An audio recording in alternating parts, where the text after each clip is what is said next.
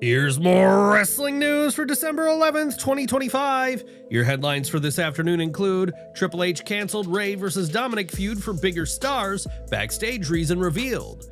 John Cena's farewell move rejected, Triple H didn't approve his pitch. Andrade spills the truth about Charlotte Flair getting him fired from WWE. Adam Copeland admits he doesn't trust Triple H, shocking reveal. Wrestler announces he will retire when AEW deal expires, and more. Triple H's recent booking decisions have raised some eyebrows. From sudden reunions to storylines that spark interest only to disappear, fans are starting to notice a trend of setups without payoffs. The latest example came when WWE briefly hinted at restarting the father-son rivalry between Rey Mysterio and Dominik Mysterio. Rey made his return on the November 3rd episode of Raw and immediately confronted Dominik. The segment featured a heated exchange, with both men tearing into each other and giving fans hope that a blockbuster singles feud was back on the table. But just as quickly as the spark appeared, it fizzled out. According to dirt sheets, a source within WWE Creative revealed that Triple H simply changed his mind and decided to scrap the plans altogether. At the moment, it's very clear where WWE's priority lies. Triple H appears fully committed to pushing the Vision and the Masked Man mystery as the company's top storyline, funneling talent and resources into making it the biggest attraction on television. In the process, major stars like Rey Mysterio and LA Knight are seemingly being positioned as narrative pieces, stepping stones designed to elevate the overarching Vision storyline rather than pursuing their own major arcs. What's your take on Triple H's creative direction right now? Do you think he's wisely focusing on the Vision storyline, or is WWE wasting big names like Rey and LA Knight in the process? Drop your thoughts below. John Cena had big plans for his farewell run, including one idea that didn't make it past WWE Creative. In a new interview with Chris Van Vliet on Insight, Cena revealed that he pitched bringing back one of pro wrestling's most infamous and controversial finishers, the Heart Punch. At 48 and entering the final match of his in-ring career, Cena said he was searching for a way to adapt to his physical limitations while still giving fans something new. "I've leaned on what strength I have left. I've leaned on the wisdom I have and some of the tricks I've learned, knowing a confident why for all the matches, and especially being told like, hey, from this point on, we need you to give her a little bit. We need you to get into it more." But when Cena pitched the Heart Punch as a possible new finisher, WWE shut the idea down almost immediately. "That whole Heart Punch idea you had, it's probably not going to work," Cena recalled being told. The decision makes sense when you consider the move's reputation. The Heart Punch carries one of the darkest histories in professional wrestling. Presented in kayfabe as a strike strong enough to stop a heartbeat, the move was tied, fairly or unfairly, to two tragic real-life deaths in the 1970s. Ox Baker, its most famous user, became notorious after two opponents died following matches with him. In 1971, Alberto Torres passed away from a ruptured appendix, but promoters blamed the Heart Punch to elevate Baker's villainous aura. A year later, Ray Gunkel suffered a heart attack backstage after wrestling Baker. Again, the Heart Punch was woven into the storyline, solidifying Baker's terrifying reputation and even helping spark a riot at an event in Cleveland. Given that history, it's not surprising WWE chose to keep the Heart Punch out of Cena's farewell arsenal. Still, it offers a fascinating glimpse into how Cena hoped to reinvent himself during his final stretch. Enjoying the video? A quick like goes a long way in helping us grow and deliver more wrestling news you care about. Andrade is finally putting rumors to rest about why his second WWE run ended, and he's doing so while defending his ex-wife Charlotte Flair from unfair fan criticism. In a new interview on the El Ring podcast, Andrade made it crystal clear that Charlotte had nothing to do with his WWE departure in September 2025. With speculation spreading online that their divorce contributed to his exit, Andrade shut the narrative down immediately. "We started having some problems, and then came the divorce. People ask if she had something to do with my leaving WWE. She didn't. She never went to management to get me fired or anything like that. I respect her a lot. She was an incredible woman, a great wife. I wish her the best." The two married in 2022 and finalized their divorce in October 2024, but Andrade emphasized that his respect for the 14-time WWE Women's Champion remains intact. He also called out fans who continue dragging Charlotte into the conversation. And to the fans who keep bringing up Charlotte, in this case I admit, as a person and as a man, that I was the one who failed in the relationship. I can't talk badly about her. She's an amazing woman, and I wish her the best. She knows that. He ended with a direct message to the WWE Universe, leave her alone. And to the fans, stop bothering her, please. It's none of your business. She had no fault. In an industry where personal drama often gets amplified far beyond reality, Andrade's comments stand out, taking accountability, shutting down false narratives, and protecting someone he once loved from unnecessary harassment. While his WWE chapter is closed for now, he's made it clear that Charlotte Flair had zero influence on that decision.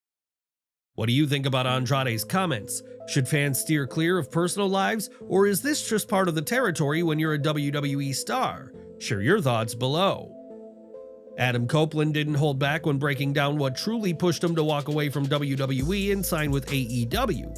In a new interview with Inside the Ropes, Copeland explained that the shift in WWE leadership from Vince McMahon to Triple H created uncertainty at the worst possible moment, right as his contract was expiring.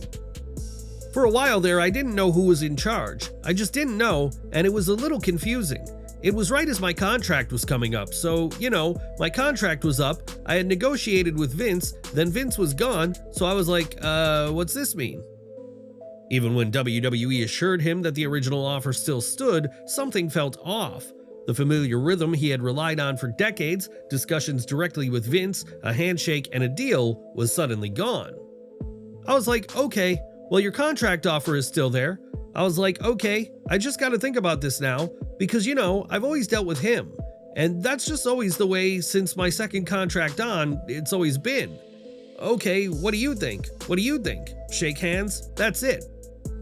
That uncertainty made Copeland pause and look elsewhere. He began talking to close friends in AEW, Christian Cage, FTR, Chris Jericho, who all encouraged him to consider a new chapter. In talking to Jay, talking to FTR, talking to Jericho, talking to some of the guys there, they're like, man, you'd have a blast over here.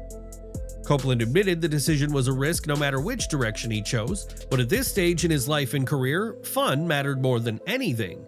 And his daughter ultimately delivered the line that made everything click. My daughter, my oldest daughter, put it as succinctly as you can. She goes, go have fun with Uncle Jay. With that, the choice was made. Adam Copeland walked into AEW for a fresh start built on joy, creativity, and lifelong friendship, and hasn't looked back since. Eddie Kingston is heading into AEW Dynamite Winter is Coming with a world title opportunity against Samoa Joe, but if you think he's feeling the pressure, think again. In a new interview with Gabby AF, Kingston made it clear that he's not losing sleep over whether he wins or loses the AEW World Championship on December 10th. For him, this match is just one stop on a much bigger journey, a journey that has an official ending. I'm good, I'm not supposed to win, I don't give a f. He's not gonna kill me, so I'm gonna wake up the next day and move forward. Kingston revealed he has 6 years left on his AEW contract, and once that deal expires, he's done with professional wrestling completely. Cause guess what? I have 6 years left on my contract. I want to make my money and then buy a place in Alaska and get the f away from society. That's the plan. I'm gonna retire after those 6 years are done. And when he says he's disappearing, he means disappearing. Kingston plans to move to Alaska, shut out the world, and live a quiet life as long as he can still stream his favorite teams. Get me the f to Alaska. As long as I can watch the Yankees, Giants, all that stuff with streaming, I'm good. Leave me alone. Whether Eddie Kingston leaves Winter is Coming as AEW World Champion or walks out the same way he walked in, his long-term future is already set, make his money, wrap up his contract, and vanish into the cold Alaskan wilderness. Masha Slamovich's situation with TNA Wrestling has taken another turn, and now there's finally clarity on where she stands with the company. According to Sports Illustrated's John Alba, Slamovich's quiet removal from TNA's official roster page wasn't a mistake. Alba reports she's no longer with TNA, though leadership is not ruling out a future return. I'm told she is not currently with the company, but leadership plans to touch base with her and regroup in 2026. TNA had previously launched an investigation after a former partner accused her of abuse. This update follows months of fallout stemming from domestic abuse allegations made by her ex-partner Akira. The situation became public earlier this year when Akira's current manager posted texts and photos online, prompting TNA to immediately pull Slamovich from programming in September and begin an internal review. Slamovich later issued a statement acknowledging her part in what she described as a toxic and mutually destructive relationship, but the company kept her off television as the investigation continued. Now, with her profile removed and confirmation that she is not currently part of TNA, Slamovich has shifted her focus to independent dates, including recent work in Germany and a return to the US indie scene at an AIW event in Ohio. Still, it's clear that her momentum within a major promotion has been significantly disrupted. Alba's report indicates that a potential path back may exist, but not until 2026, and only after further discussions within TNA about the long-term implications of the situation.